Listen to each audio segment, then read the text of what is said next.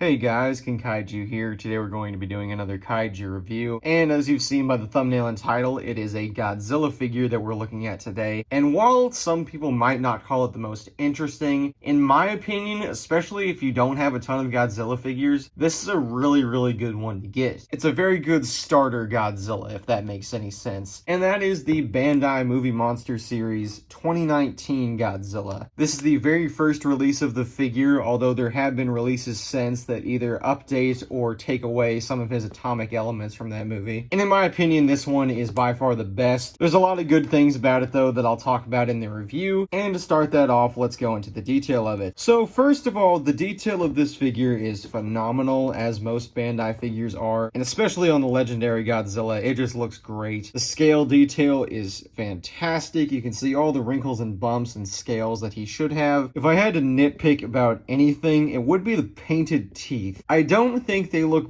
bad, but they definitely don't look amazing. They could have been touched up a little bit better, but that might just be my copy. The highlight of the figure, very literally and metaphorically, is the metallic blue that he has along his spines and his eyes. I didn't really like at first how Bandai decided to use this for their standard release of the 2019 Goji, but after sitting on it for, like 7 years, I actually think it's very smart that they went for this instead of going for the just standard dorsal spines. I think that it was very smart to make this the figure's standard release because rather than it being an ability that Godzilla has, it is also more or less just part of his visual aspect. Every scene that Godzilla has in the film is blue. It has a blue hue to it. And that's of course because of his atomic breath. But he also has a threat display in the movie which does not use his atomic breath but does show off his dorsal spines. And overall, he just has a lot of scenes where his spines are glowing like this. It's more or less part of his character in the film rather than a superpower he has. Of course, as you've noticed, the tail doesn't have all of it on there. It could have definitely started at least right here, I think, and then gone down further, but whatever. But overall, yes, the figure does look really good, especially with the blue highlights. As for articulation, it's very basic. It is the standard 4 points for any monster that looks like this. The arms can rotate and they can go 360, so you can get him to where he's grabbing other monsters, maybe a Ghidorah figure here and there. And his legs can also move too, very basic like. And if you move the arms out of the way, each leg can individually go 360 degrees, so yeah.